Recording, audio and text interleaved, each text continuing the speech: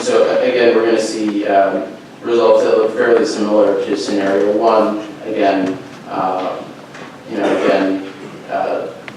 large increases in disposable income, which means large increases in sales tax receipts, as well as increases in jobs, mostly in the private sector, that drive increases in the size of the economy, as well as personal income. That's why we see personal income tax receipts rise as well. And overall, we're going to see about 5.6% of the revenue lost through the tax cut regained through the dynamic scoring.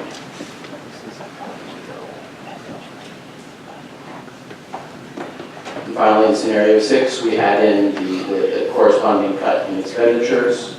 And again, we're going to see declines in personal income tax revenue that comes from the decline in government jobs.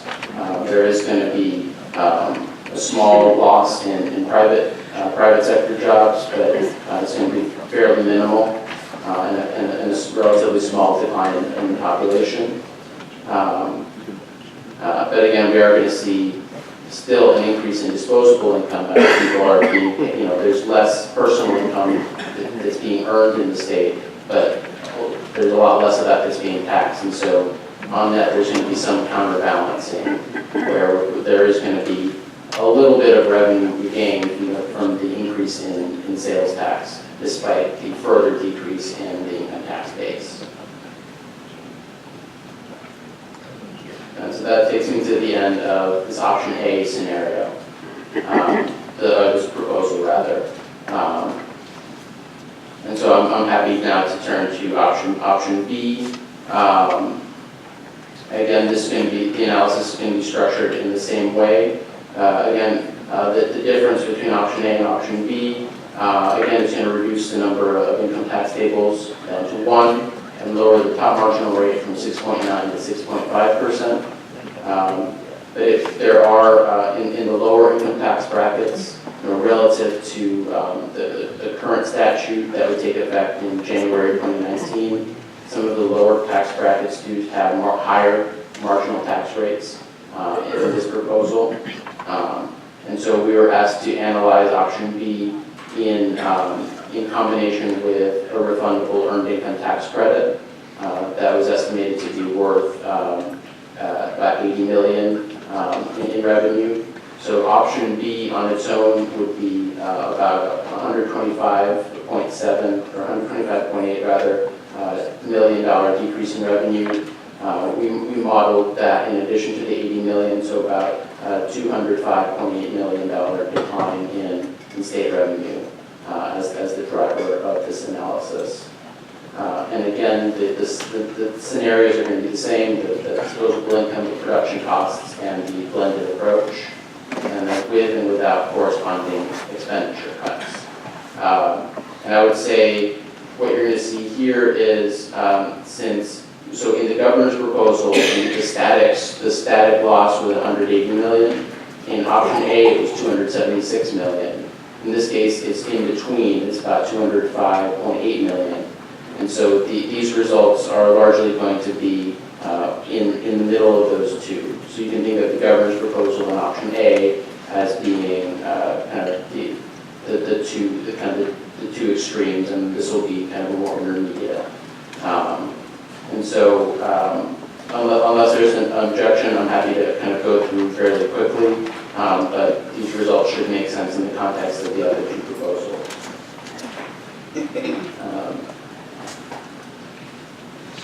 So actually, I'm going to, unless there's any discussion, unless there's any discussion specific to option B, I'm going to jump ahead and get into some of the other proposals. Again, these slides will be made available, but all of the takeaways will be largely the same. The magnitude just will be just a little bit different. And we have the 6 scenarios.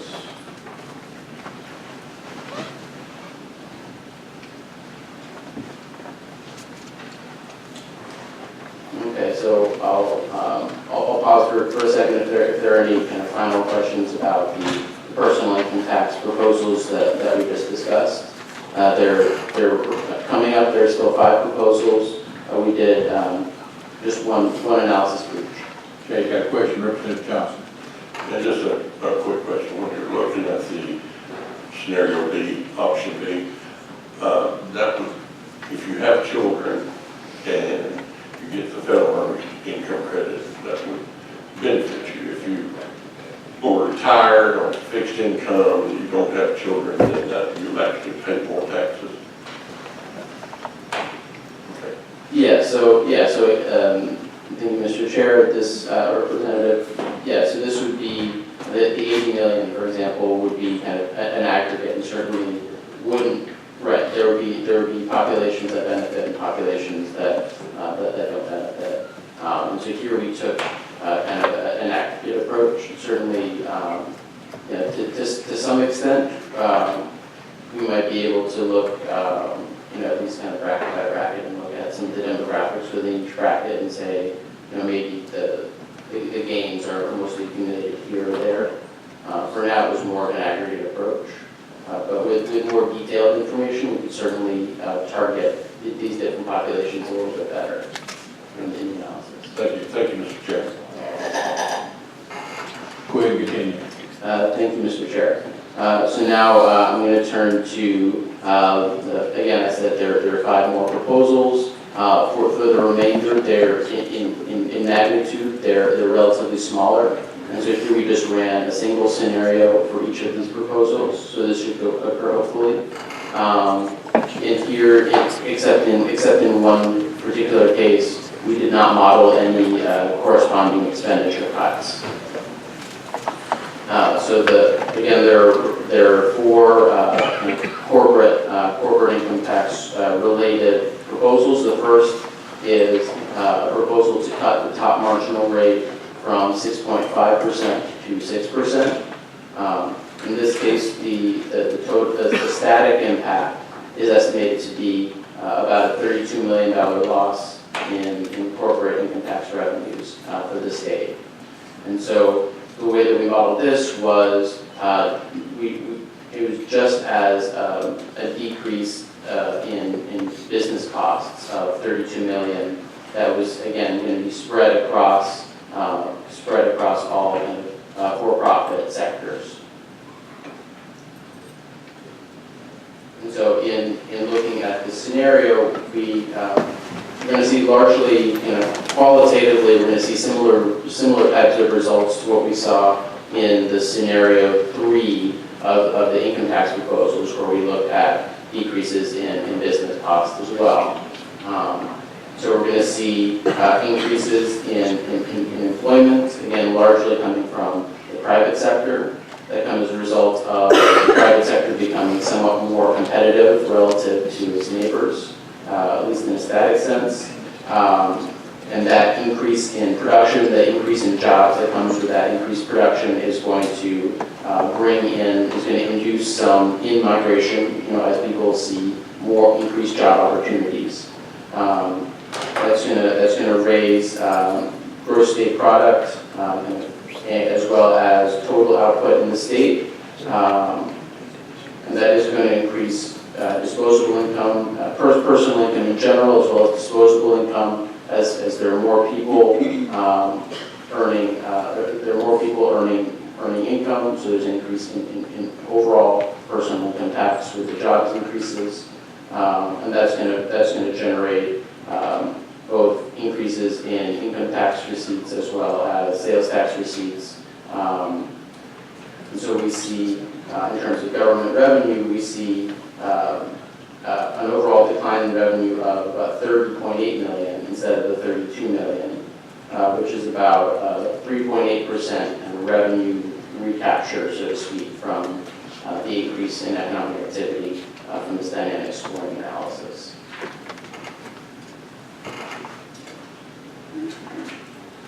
So again, this is a summary slide. Now I'm going to go ahead to the next proposal unless there are any questions. The next proposal is to implement a single sales factor.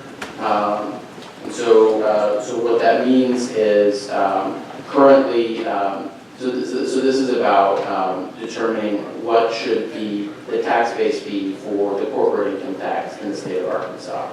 And so right now, there's a 3-factor system. So it's how much of a business's sales is done in Arkansas, how much of their property is in Arkansas, and how much of their payroll is based in Arkansas.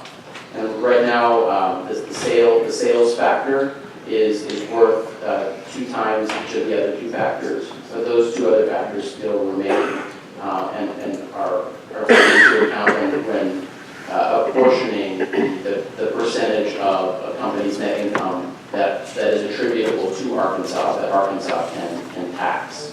And so what the single sales factor is going to do is to eliminate any reliance on where the payroll or the property is located, and to have it based solely on where the sale, what's the percentage of sales per business in the state of Arkansas.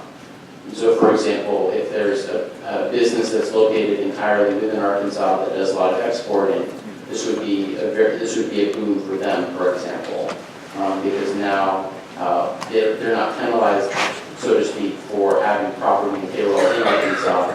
The fact that they're doing a lot of sales outside of Arkansas means the net income of all of those sales is no longer taxable, whereas some of it was before. And so... So let me ask you a question about that. I know we've talked about this at length before. So that means that most of this is coming from out-of-state companies because of the way we're changing the way we calculate that. And so right now, the businesses in Arkansas have asked for this, the business communities asked for this, and not doing it is costing us $8.8 million every year. That's correct. Okay. Sounds like that should be a pretty easy recommendation. That's correct, and so the analysis that we did, I think, given that we have a model just of Arkansas, the approach that we ended up taking, I think this would be, I would say the approach that we took would be like a worst case scenario, because I do think that in-state businesses are in general going to see a benefit, of course, whereas out-of-state businesses are going to see higher taxes. This approach assumes that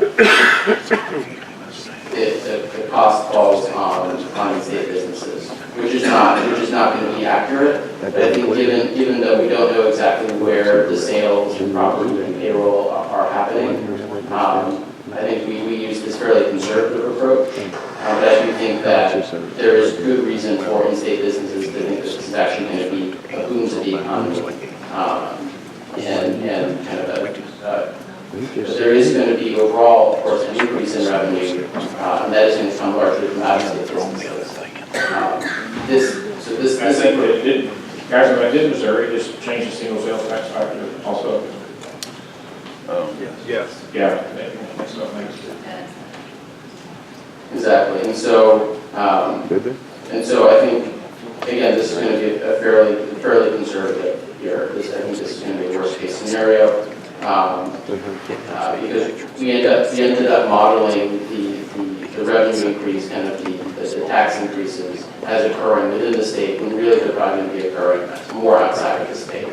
And even with them occurring within the state, and any losses that would occur would be fairly small, as you can see. But I think, speaking more generally, I think it does seem like a win-win for the state in terms of revenue and helping out businesses. How does Missouri afford it?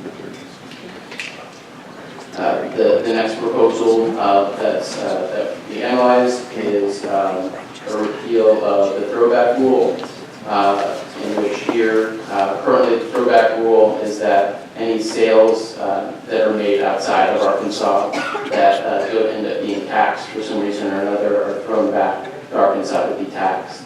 And the proposal is to repeal that. And that would have a total static fiscal impact of about $25 million decline in state revenue. And here we we again model the economic impacts as decreases in costs for businesses, that their sales, less of their sales are being taxed. And so here we see, again, with this decrease in costs, we see a modest expansion of competitiveness of production within the state. That's going to generate job growth. It's going to generate income growth. That's going to raise revenues and claw back about 2% of the decline of 25 million in revenues. So this is going to be again, this is one of the relatively smaller proposals, but I think this is going to have the same kind of effect. Here in the analysis, we advantage states that do a little bit more exporting. We think they may be receive a little bit more benefit from the regulatory backdoor.